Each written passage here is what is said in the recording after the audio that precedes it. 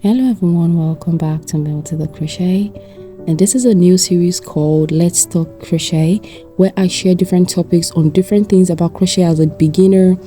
I want to be sharing my own personal tips and advice and suggestion. So I'm going to be doing the series every Tuesday for the whole month of May. Every Tuesday, just for the month of May, I'm going to be talking crochet.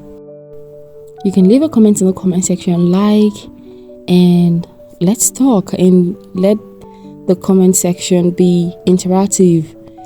So for the first topic for this week is crochet for beginners. If you're brand new to crochet or thinking about picking up a hook for the very first time, I'm going to walk you through everything that you need to know for you to get started. From things like your first tools, the basic tools that you need to know, the basic stitches and tips. This will help it will help the learning journey to be smooth and easy as you go. First, I need you to know that crochet is a very beautiful craft to learn. It is a creative therapy. As I say, it helps you to relax. It gives you the sense of accomplishment. So you can create so many things doing crochet as a beginner. You can do things from clothing, like even home decors, like flowers, flower vase, coasters, so many things you can do. So you don't need to buy a lot of expensive tools to start. All you need is some yarn, a hook, and a little patience, because there's going to be a lot of frogging and restarting, and this makes the learning process fun and educative. So as a beginner, you may be thinking, what are the tools that I need? You do not need to get a whole lot of things. You need to get a crochet hook. You can start with something from size 2mm to maybe 8 or 10mm. Not something that is, something easy to work with. To be sincere, most times people do crochet with 4mm crochet hook to 6mm crochet hook. These are the popular ones. These are the hook that you are going to be using most of the time, really.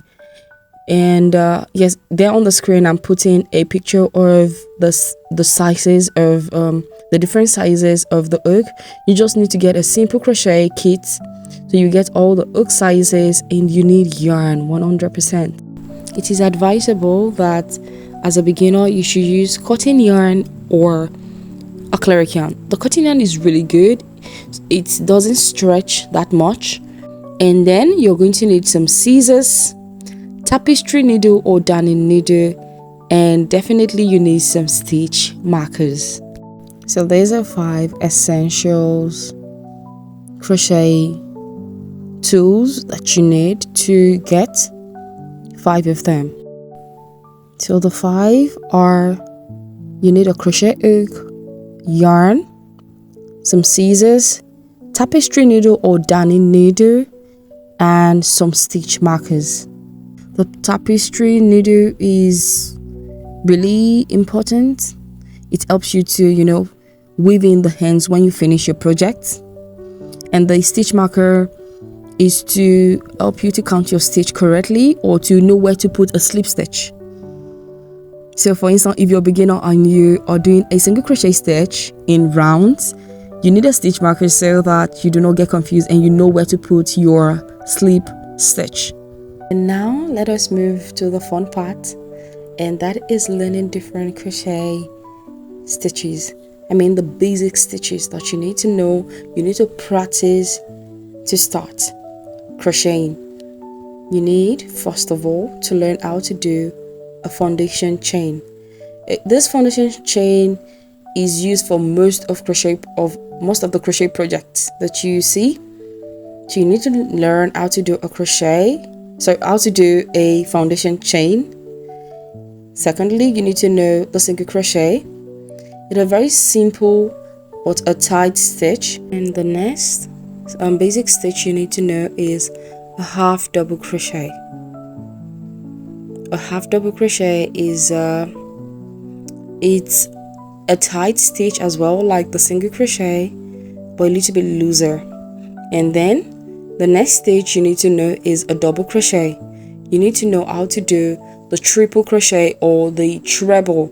They call it is a two, you can call it in any way you want to call it, a triple crochet or a treble crochet. And you need to know how to make a slip stitch. You need to know how to make a magic circle.